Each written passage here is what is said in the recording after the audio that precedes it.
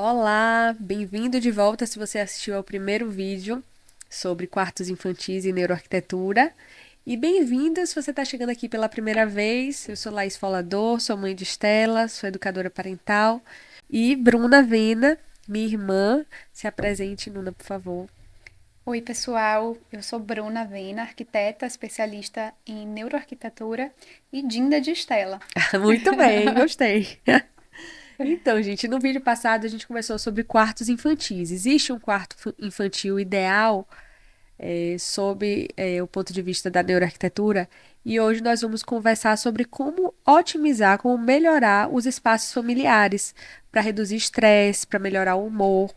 Então, vamos conversar um pouquinho sobre isso. Me fale o que é que você acha, se existem mudanças que a gente pode fazer para tornar a rotina da família uma rotina mais leve, mais tranquila, menos estressante.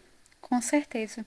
Existem várias coisas que a gente pode fazer e isso desde a fase de concepção do projeto, né? Então, assim, desde a disposição dos cômodos, olha, vou construir uma casa, ou então aluguei um apartamento, onde é que vai ser o quarto de quem? Esse quarto aqui vai ficar perto da varanda, esse quarto aqui vai ficar onde? Esses ambientes vamos integrar? Então, tudo isso influencia na rotina de uma família, né? No dia a dia, no bem-estar das pessoas enquanto elas estão usando essa casa. Então, sim, com certeza a arquitetura e a neuroarquitetura elas trazem muita influência em como a gente se sente, em como a gente convive com a nossa família. Então não é só escolher na doida, né? Não. Tem que pensar direitinho, de preferência contratar um arquiteto, né? Sim, Para o exatamente. arquiteto escolher os ambientes, dizer qual o meu quarto ideal para criança, qual o quarto ideal para o casal, né? Que às vezes a gente vai lá e acha que já tá meio que tudo definido. Chega lá Exato. falando, esse quarto aqui deve ser o quarto do casal, mas às vezes é um lugar que não é o ideal para ser esse, que seria melhor ficar o quarto da criança, mais silencioso, mais afastado, né?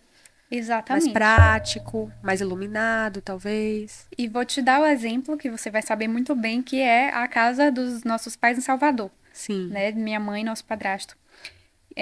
Que o meu antigo quarto, que hoje é o quarto de visitas, ele fica colado com a varanda, né? Você lembra? sim. Então, eu não tinha, quando morava com eles, eu tinha zero privacidade ali daquela janela. E também eles gostam muito de receber. Então, às vezes, no ensino médio, eu tinha que estudar, tinha aula no dia seguinte, mas era uma barulheira na varanda, Sim, né? Então, assim, isso me deixava muito nervosa, muito estressada. Então, são exemplos, assim, cotidianos, que com certeza acontece com muita gente. Talvez se o meu quarto fosse aquele onde hoje é o closet, que já sim. foi um dia, talvez não tivesse esse problema, né? É, Então, realmente, isso é algo que tem que ser escolhido, né? A gente tem que pensar nessas vantagens e desvantagens na hora da gente destinar um ambiente para o que é que ele vai ser. sim. E sob o ponto de vista da neuroarquitetura, quais são os elementos, assim, arquitetônicos que podem aumentar o estresse? E o que é que nós podemos fazer para reduzi-los? Mais uma vez, essa questão da gente escolher bem os cômodos, né? Onde Sim, a gente vai colocar cada espaço. Outra coisa é o uso do espaço desordenado. A tão conhecida bagunça, né? sim. Dentro da casa.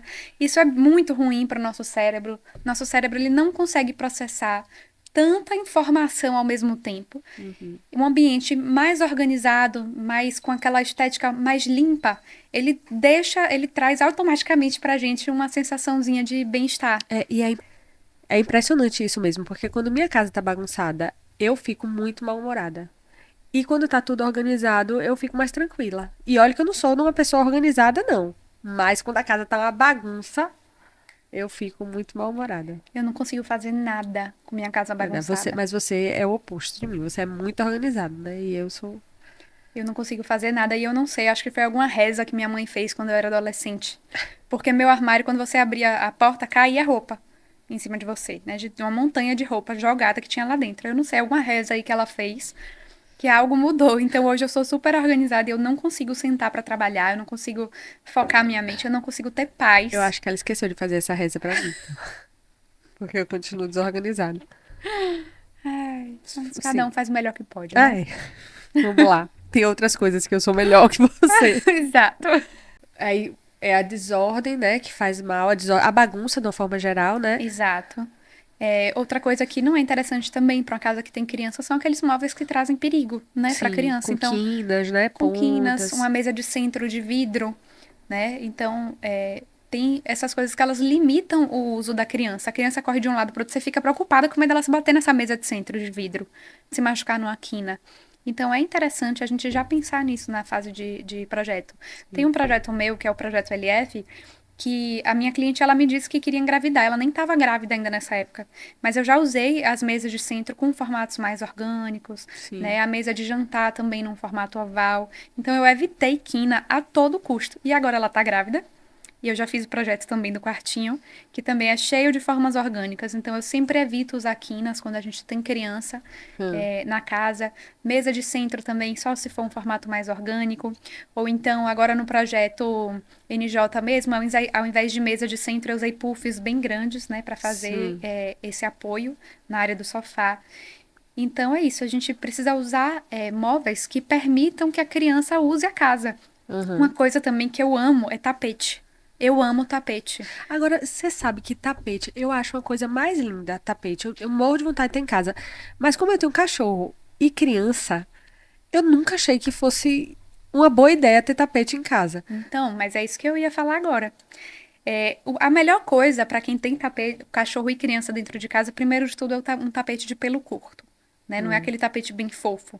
É um tapete de pelo curto, ou então de alguma fibra natural. O Até ideal, porque tem esse ponto, que eu sou alérgica também, né? exato. Mas o legal hoje é que você já consegue comprar o tapete impermeabilizado. Hum. Então ele já chega na sua casa pronto, se você derramar qualquer coisa nele. É como se você tivesse derramado e, não sei, uma bandeja de alumínio, né? Você vira o tapete e o líquido escorre até sair dele. Sim. Então isso é uma maravilha para quem não abre mão do tapete. Eu não abro mão do tapete. Tem muitas clientes minhas que também não abrem porque ele traz muito aconchego para o ambiente. Então, fica essa dica.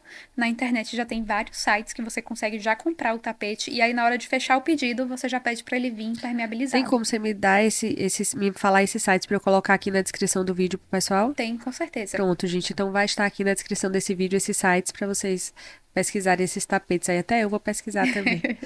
É, e agora vamos pensar assim, nesse mundo que a gente vive, todo mundo tão estressado, né? Acelerado. Como é que a gente pode criar em diversas residências de formatos diferentes, tamanhos diferentes, como é que a gente pode criar ambientes de descompressão? Uhum. Primeiro de tudo é que a gente tem que ter dois tipos de ambiente de descompressão. O primeiro é o individual, né? Então, geralmente são nossos quartos. Sim, Tem gente que diz que é o banheiro, que o banheiro é o retiro, tem banheira, né? E a pessoa entra lá, se tranca, descansa. Então, é a gente ter esses ambientes para que o indivíduo consiga sozinho se acalmar, respirar, se distrair um pouco. Isso é muito importante, que a gente respeite a individualidade de cada um e os limites e o espaço. Né? Então, o primeiro ponto é esse. O segundo, que são os espaços coletivos, geralmente são as áreas sociais. Se a gente mora numa casa, é mais fácil, porque aí você tem um quintal, né? Você sim, geralmente tem um jardim, talvez você tenha uma piscina. E aí você sai ali com sua família, você consegue fazer atividades que não são as atividades do dia a dia. E geralmente atividades também ao ar livre, que são excelentes, né? Então, eu diria que um quintal e o jardim já é uma ótima área de descompressão. Mas como boa parte de nós hoje mora em apartamento, sim. se você não tem uma varanda que você consiga fazer um espacinho legal para jogar algum jogo com sua família, para sentar e conversar e dar risada, tem a boa e velha montada de cabaninha na sala de estar. Então a gente pode transformar os espaços também. Se a gente não Sim. tem como ir para uma área aberta, a gente acampa dentro de casa, faz uma Aham. cabaninha. O importante é a gente sair um pouquinho da rotina e Sim. fazer algo que seja diferente, que traga alguma paz, alguma diversão, né, para a Sim. família, que faça a gente parar de pensar um pouquinho no estresse do dia a dia. Sim. E agora, como é que a gente pode pensar assim em otimizar espaços comuns para promover uma interação, uma conexão maior entre os membros da família? Então, o ideal é que a área social, quando a gente fala de uma casa ou de um apartamento, a gente tem duas áreas. A gente tem a área social, que são as áreas onde a gente convive com outras pessoas, né? Cozinha, sala, varanda. E a gente tem a área íntima, que é o corredor e os quartos. Sim. Então, a área social, o ideal é que ela seja o mais integrada possível. Se a gente quer melhorar a convivência dessas pessoas, né? A gente quer Sim. que ela interaja mais, então a gente precisa abrir esses espaços para que eles tenham contato um com o outro. Então, enquanto a mãe tá. A mãe e o pai, né? Porque lá em casa mesmo quem cozinha é Léo, eu sou um Lá em casa desastre. também, que cozinha Então, isso. enquanto o pai cozinha, a- Aprendemos isso com nossa mãe. exatamente. E recomendo muito.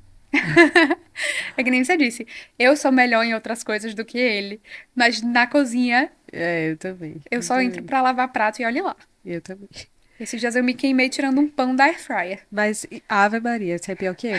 Mas, assim, tendo uma pessoa na família que cozinhe, Pronto, seria interessante que fosse integrada, né? A integrada. cozinha com a sala, de Exato, repente com a varanda também, ficar todo exato. mundo ali junto, conversando, né? Porque realmente ficar só a pessoa que cozinha Sim, trancada na cozinha enquanto as outras estão na sala e na varanda é muito chato, né?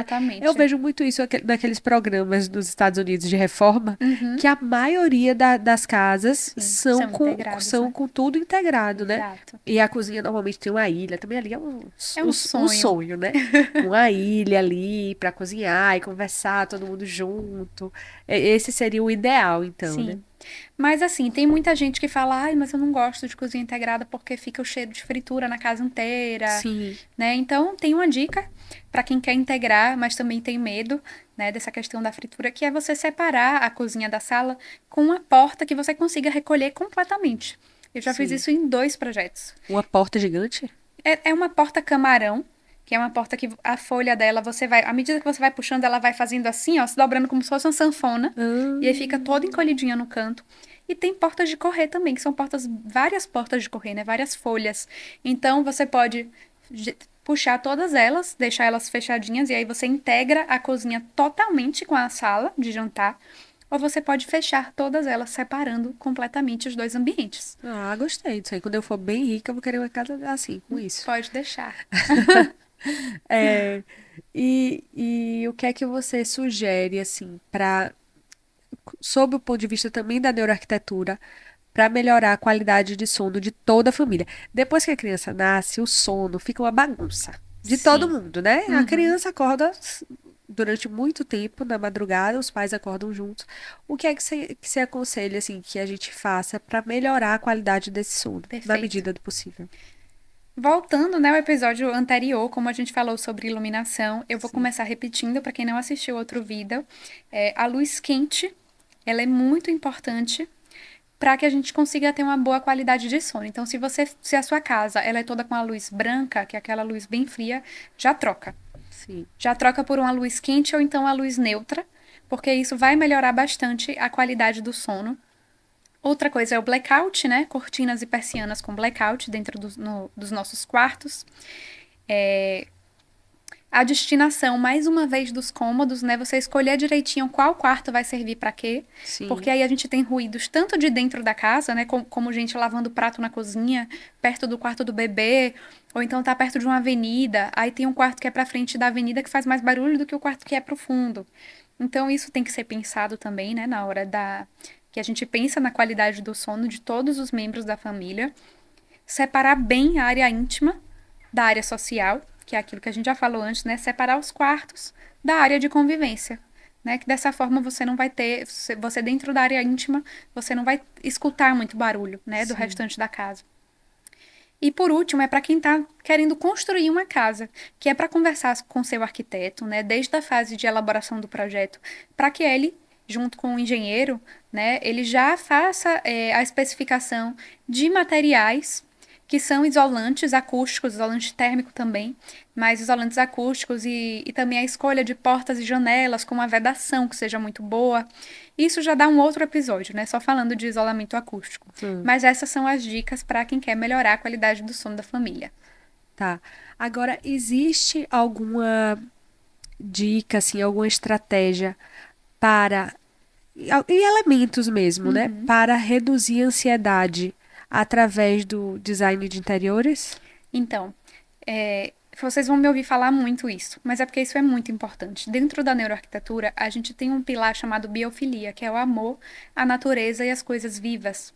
Então, foram feitos já vários estudos em que estudaram a qualidade da saúde mental, né, das pessoas que vivem na zona urbana e na zona rural. E as pessoas que vivem na zona rural e mais contato com a natureza, elas têm uma saúde mental muito Ah, melhor. é absurdamente melhor.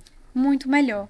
O cérebro delas é mais vascularizado, né, do que o nosso. Então, a gente precisa ter mais contato com a natureza. E o que a gente puder trazer de natureza para dentro de casa, vamos trazer. Eu não gosto de planta. Bota a planta artificial. Tem arquiteto que vai me matar por estar falando isso? Tem. Eu também não gosto de planta artificial. Tem o jardim preservado também, que são folhas que elas. Uma folhagem ali que ela era de verdade, mas que ela foi preservada, então ela tem uma aparência muito melhor do que uma planta artificial.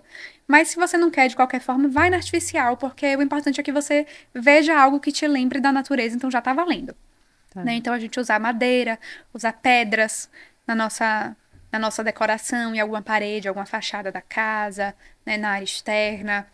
Quando possível, a madeira natural, se não for possível, ou um porcelanato imitando madeira, ou piso vinílico, ou MDF, e por aí vai. Então, para reduzir o nível de cortisol do nosso organismo, é importante que a gente tenha esses elementos que nos remetam à natureza. Sim.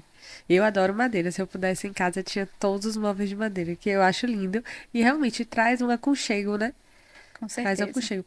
Agora, eu já ouvi você falando isso, queria que você dividisse com o pessoal também. Qual é a relação, assim, do minimalismo e a organização que a gente já comentou, né? Mas vamos falar agora um pouquinho mais do minimalismo com o bem-estar. Eu não diria que é necessariamente o minimalismo que ele está interligado com o bem-estar, mas é mais a organização do espaço mesmo. Sim. Porque existem casas e ambientes que são zero minimalistas, mas que são muito aconchegantes, que você entra e você se sente super bem. Porque aquele espaço ele tá visualmente organizado, né? Então ele tem muitos elementos, mas está tudo num lugar certinho, não tá nada poluído visualmente.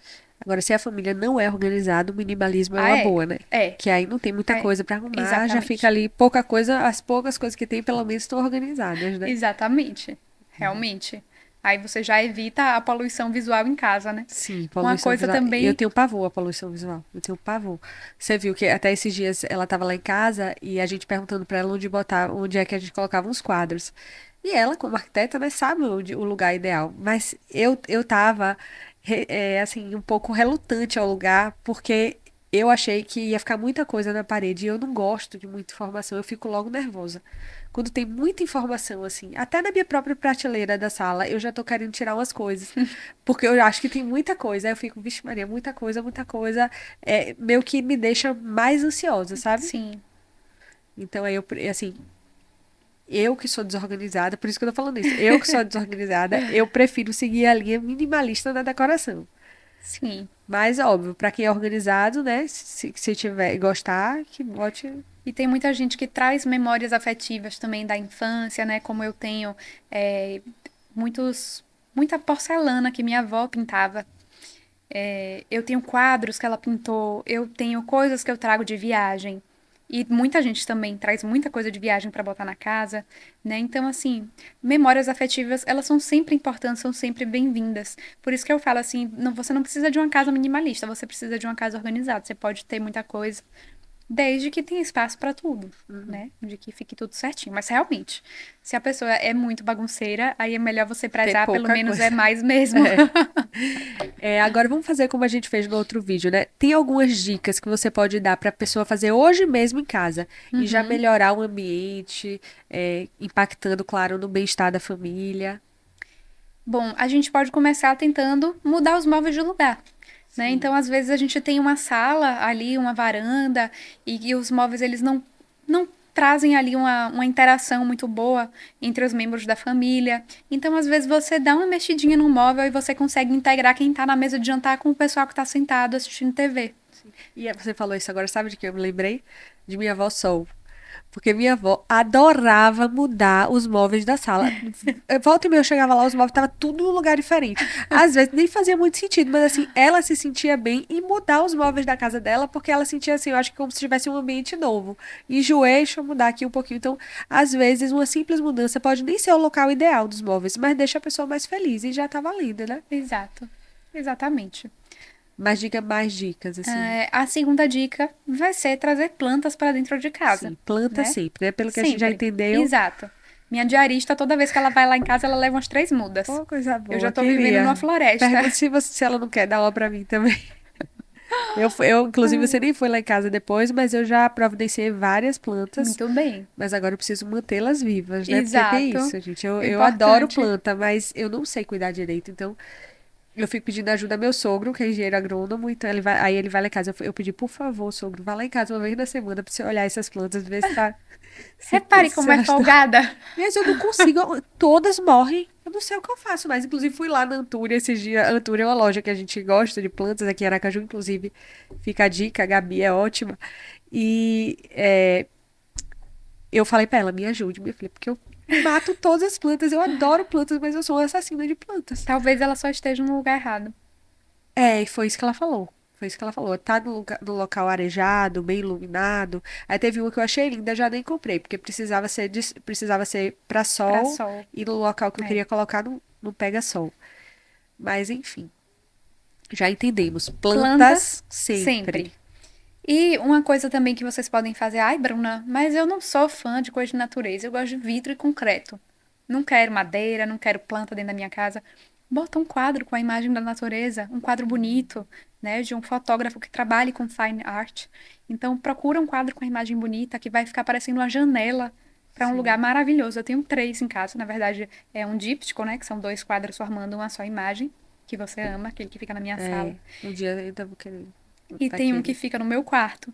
Então isso me traz, nossa, me traz Ai, no muita quarto deve paz. ser muito bom, É né? muito bom. No quarto deve ser muito bom. E esse do quarto, ele me lembra muito uma trilha lá da Chapada Diamantina, que é um lugar que eu amo. Então, assim, pra mim é muito gostoso deitar e olhar aquele quadro e me lembrar das viagens que eu já fiz pra lá. Então, assim, não quero nada vivo de planta dentro da minha casa, não quero madeira. Recorre aos quadros. Isso. Você tem, vamos nos encaminhando para o final, né? Queria saber se você tem alguma dica assim, final mesmo e marcante que você possa dar para o pessoal, que possa contribuir para esse bem-estar, né? Porque a gente pensa, Uhum. quando a gente pensa em melhorar o ambiente, a gente está falando aqui sobre o ponto de vista da neuroarquitetura para melhorar as relações familiares, Sim. né? A interação, a conexão.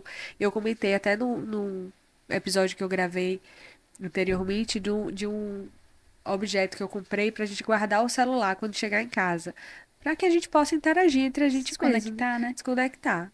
Nem sempre o celular fica lá, porque como a gente trabalha com o celular também, às vezes pega, né? Vai gravar alguma coisa, vai editar alguma coisa, então tá ali mexendo. Mas quando a gente consegue deixar o celular nesse item de decoração móvel, né?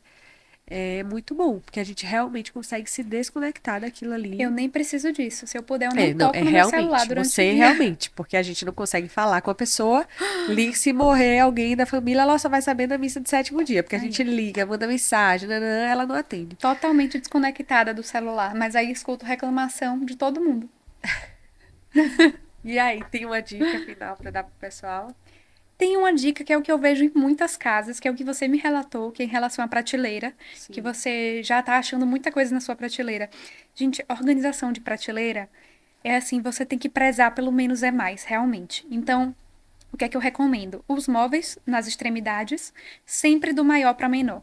Então, o que você tiver de objeto de decoração que é maior, coloca sempre nas extremidades e vai diminuindo. Deixa espaços livres entre um objeto de decoração e outro. E o que é muita coisinha miúda, você pode agrupar com uma bandejinha em cima de um mesmo livro, né, para trazer uma unidade para aquilo. Sim.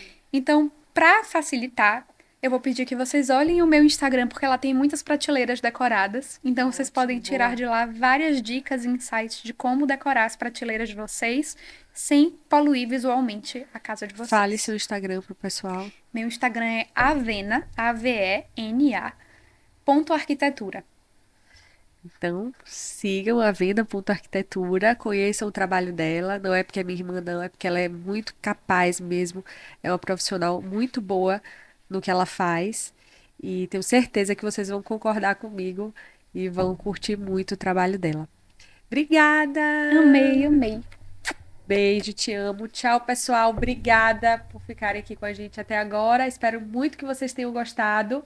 Se você ainda não é inscrito aqui no meu canal, se inscreva, curta, comente, compartilhe, salve. Vocês me ajudam muito fazendo isso, tá bom? Beijo e até a Tchau! próxima.